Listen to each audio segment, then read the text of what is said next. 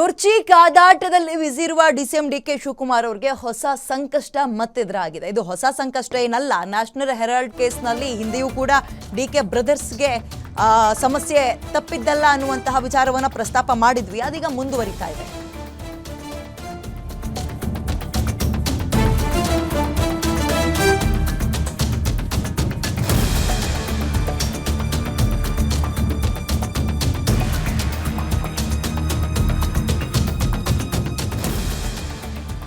National Herald ಕೇಸ್ನಲ್ಲಿ DK ಶಿವಕುಮಾರ್ಗೆ Delhi ಪೊಲೀಸರು notice ಕೊಟ್ಟಿದ್ದಾರೆ.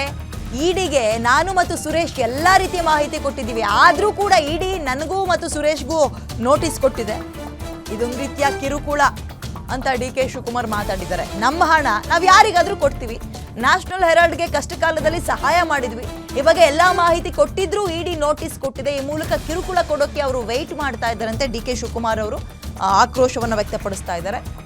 ನ್ಯಾಷನಲ್ ಹೆರಾಲ್ಡ್ ಪ್ರಕರಣ ಸೋನಿಯಾ ಗಾಂಧಿಯವರ ಕುಟುಂಬಕ್ಕೆ ಮಗ್ಗಲ ಮುಳ್ಳಾಗಿದೆ. ಅದರಲ್ಲಿ ಇವರ ಪಾತ್ರ ಏನು ಅಂದರೆ ದೇಣಿಗೆ ಕೊಟ್ಟಿದ್ದಾರೆ ಡಿಕೆ ಬ್ರದರ್ಸ್ ಅಂತ. ಇದಕ್ಕೆ ಸಂಬಂಧಪಟ್ಟಂತೆ ಅದರ ಮೂಲವನ್ನು ಕೆದಕುವ ಕೆಲಸ ಇಡಿ ಮಾಡ್ತಾ ಇದೆ.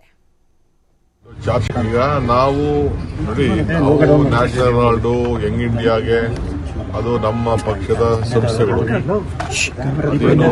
ನಾವೆಲ್ಲ ಕಾಂಗ್ರೆಸ್ಸಿಗರು. ನಾವು ಕಷ್ಟಕಾಲದಿಂದಾಗ ಸಹಾಯ ಮಾಡಬೇಕು ಅಂತ ನಮ್ಮ ಟ್ರಸ್ಟ್ಗಳಿಂದ ನಾವೆಲ್ಲ ಸಹಾಯ ಮಾಡಿದ್ವಿ. ಬೇಕಾದಷ್ಟೆಲ್ಲ ಮಾಡಿದ್ದಾರೆ ನನಗೆ.